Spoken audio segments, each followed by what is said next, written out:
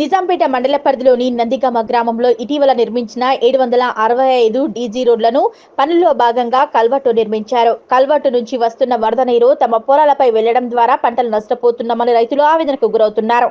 ఆ వరద నీటిని పంట పొలాలకు వైపు రాకుండా పూర్వం మాజీ సర్పంచ్ బ్రహ్మచారి ఇంటి వెనుక నుంచి కాల్వ నిర్మించి నీటిని మళ్లించారని రైతులు కోరారు.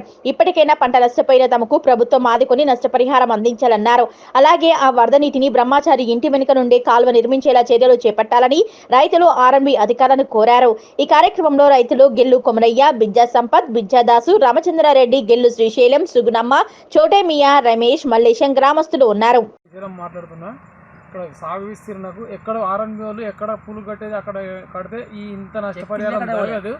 ఎక్కడెక్కడ కట్టాలని గమనించి గవర్నమెంట్కి విన్నపం చేస్తున్నాం. మేము ఇక్కడ ఒక 50 మంది రైతులు వనంకుంట్ల 75 నుంచి 80 ఎకరాలు సాగు విస్తరణ చెడిపోతుంది. ఎక్కడి నీళ్ళు అక్కడ పోతే ఇంత నష్టపరిహారం జరగదు. కావున ఎక్కడి నీళ్ళు అక్కడ ఆర్ఎండ్బిలో దయచేసి ఎక్కడి నీళ్ళు అక్కడ పోగలరని మనవి చేస్తూ పత్రికా విలేకరులకు మేము రైతులకు నష్టపరిహారం ఇప్పించగలరని దయచేసి మీ వలన రైతులకు నష్టపరిహారం ఇప్పించగలరని విలేకరులతో మాట్లాడి ప్రభుత్వాన్ని వినియోగించుకుంటున్నాం.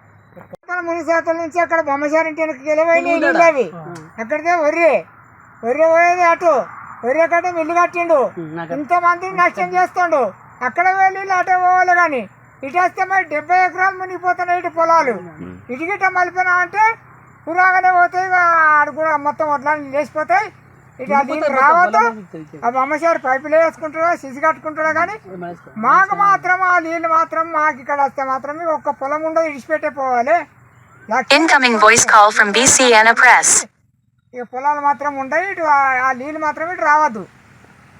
అంటే మేము అనుకుంట పొలాల గురించి అక్కడి 6 మేలు కట్టి కాబట్టి రోడ్డు అక్కడే ఆ నీళ్ళు అక్కడే మళ్ళించాలి. ఇక్కడ వచ్చి ఇక్కడ మళ్ళించాలి. ఆ నీళ్ళు వస్తే 60-70 ఎకరాలు మునిగిపోతాయి. ఇక్కడ అనుకుంటా మునిగిపోతుంది కాబట్టి మాకు ఆ బ్రహ్మచారి పైపులు వేసిర్రి అటు సాపేరి మాకు నీళ్ళు వచ్చేది ఇక్కడ రానిది కానీ అక్కడి రానేదు. ఊళ్ళే 60 రోడ్డే కట్టారు. రోడ్డులో ఆల్రెడీ వేసిర్రు. మళ్ళీ మాకెందుకు నీళ్ళు రాని కూడా ఏది మాకు పైపులు వేసినట్టు పంపిది లెఫ్ట్ తీసి వచ్చుకోయన మాకు వీళ్ళకి వస్తే మాకు 60-70 ఎకరాలు నష్టపరిహారం మునిగిపోతున్నాయి. ఆల్రెడీ మునిగిపోతే పొలాలు మునితాయి. పొలాలు మునితే మాకు నష్టపరిహారం గవర్నమెంట్ ఇస్తుందా మరి వాళ్ళు ఇస్తారు. వాళ్ళు అక్కడ వాళ్ళు ఇచ్చారు. ఇటు ఇల్లుకి రిటైర్ అని అక్కడనే పోవాలి. అక్కడ ఇల్లుకి రావద్దు. మా ఇల్లు ఇక్కడ ఏ నెత్తులో గాలి ఇల్లు రావాలి. అక్కడ ఊళ్ళో రావద్దు. ఊళ్ళో బట్టికే అక్కడే పోవాలి. మాకు ఇక్కడ ఏ నష్టపరిహారం ఉండాలి చెల్లించాలి మాకు. ఎందుకంటే రానియకుండా చూడాలి కదా. పుట్టు పూర్వము మొదలు రోడ్డు పుట్టినప్పుడు పూలుకు పుట్టింది. ఇవాళ నడమంతరాన కాలువలు తీసి చంద్రబాబు పీరియడ్లో కరువు పనులే కాలువ కోపులు కొట్టి రోడ్డుకి వచ్చేవరకు అటు కొన్ని ఇటు కొన్ని పోయినాయి. ఇప్పుడు అక్కడ పోయే నేను సరే ఇక్కడ వచ్చేటువంటి ఆడ పూలుకి ఎందుకు కట్టినట్టు మీరు పూలుకి ఎందుకు కట్టినట్టు ఇటే కట్టనుంటారు. ఇప్పుడు పూలు కట్టి అన్నీ అయినాక మామూన్యము మాకు నష్టం అవుతుంది. మాకు నష్టం కాదు సార్. 100 మందిని నష్టం అవుతాయి. మీకు అటు ఒక్కల నీళ్ళు పొలం కట్టుకొని ఇప్పుడు 100 మందికి నష్టం కావన్నా పరిస్థితి మాది ఏంది. మీరు ఎట్లా అంటే మేము దానికి ఏదానికైనా రెడీ ఉన్నాం. నీళ్ళు అక్కడనే పోవాలి. మళ్ళా రెండోటి యథావిధిగా మేము ఖర్చు అనవసరంగా మేము అయిపోతున్నాం. మా పంటలన్నీ నష్టం అయిపోతున్నాయి.